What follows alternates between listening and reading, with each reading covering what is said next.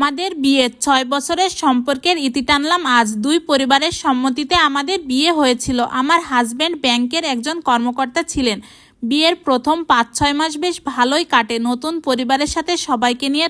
তবে আমার হাজব্যান্ড যখন ছুটিতে বাসায় আসতো সে আমার সাথে অনেক খারাপ ব্যবহার করত, এমনকি একসাথে ঘুমাতেও চাইতো না।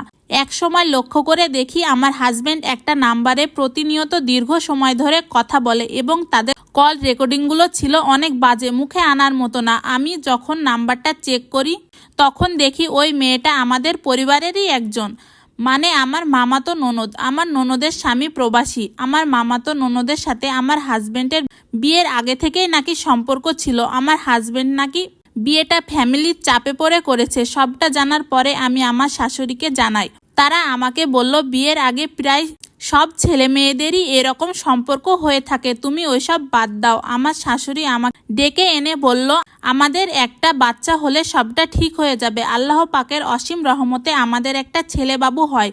কিন্তু আফসোসের ব্যাপার হলো বাচ্চা হওয়ার পরও তার মধ্যে কোনো পরিবর্তন দেখতে পায় না। সে নিয়মমাফিক তার মামাতো বোনের সাথে কথা বলতে লাগলো, এমনকি বিয়ে পর্যন্ত চলে গিয়েছিল। তারা কিন্তু কিছুই করার ছিল না। আমার সবটা মেনে নিয়ে শুধু ছেলের ভবিষ্যতের কথা চিন্তা করে সবটা মানিয়ে গুছিয়ে সংসার করছিলাম। আর আমার আব্বু আম্মু সবসময় আমাকে বলতো, একটু মানিয়ে নেওয়ার চেষ্টা করো। তাদের কথায় আমি সব কিছু মানিয়ে নিয়েছি। গত 1 বছর আগে আমার মামাতো ননদ আমাকে ফোন করে অনেক কথা বলে, আমি নাকি তাদের সম্পর্কের মাঝে কাটা হয়ে রয়েছি। আমার হাজব্যান্ডের সাথে তার সম্পর্ক হয়, তার হাজব্যান্ড ঠিকমতো বাসায় আসে না, আর এজন্যই সে আমার হাজব্যান্ডকে বিয়ে করতে চায়, আর আমি যেন তাদের মাঝে দেওয়াল হয়ে না দাঁড়াই। এসব কথা শোনার পর আমার মাথাটা গরম হয়ে গিয়েছিল।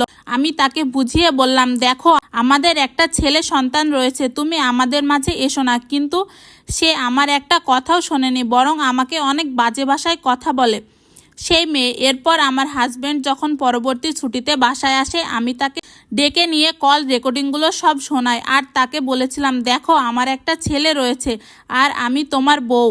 আমরা থাকা অবস্থায় ওই মেয়ের সাথে কথা বলা তোমার একদমই উচিত নয়। এ কথা শোনার পর সে আমার গায়ে হাত তোলে এবং বলে আমি যেন সকাল হলেই আমার ছেলেকে নিয়ে বাপের বাড়ি চলে যাই। আমার শ্বশুর শাশুড়ি তার ছেলের পক্ষ ছিল। সব ঘটনা নিজের চোখে দেখার পরেও একটা বার তার ছেলেকে কিছুই বলেনি। আমার একটাই দোষ ছিল, কেন আমি এসব বিষয় নিয়ে আমার মামাতো বোনের সাথে কথা কাটাকাটি করেছি।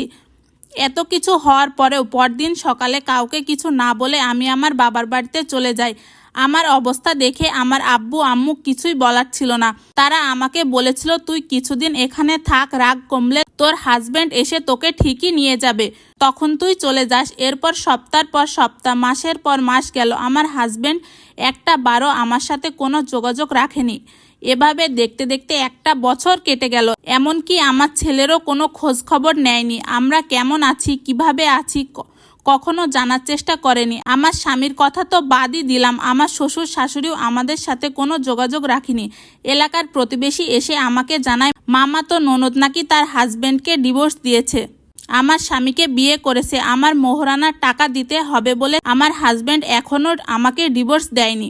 আমাকে না জানিয়ে সে দ্বিতীয় বিয়ে করে। এই কথাটা শোনার পর আমি অনেক কষ্ট পেয়েছি। এখন আর সংসারের প্রতি কোনো মায়া আসে না, এখন আর হাজব্যান্ডের প্রতি কোনো ভালোবাসা আসে না, যেটা আসে সেটা শুধু ঘৃণা। আজ সব সম্পর্কের ইতি টানলাম, তার মোহরানার সব টাকা মাফ করে দিলাম। আমি নিজেই তাকে ডিভোর্স দিয়েছি। এমন স্বামী থাকার থেকে না থাকাই ভালো। আমি আমার সন্তানকে নিয়ে দিব্যি চলতে পারবো। আল্লাহ তাআলা 2টা হাত দিয়েছে, পা দিয়েছে, আমি কাজ করে খেতে পারবো। এই স্টোরিটা একটা আপুর জীবনের কাহিনী।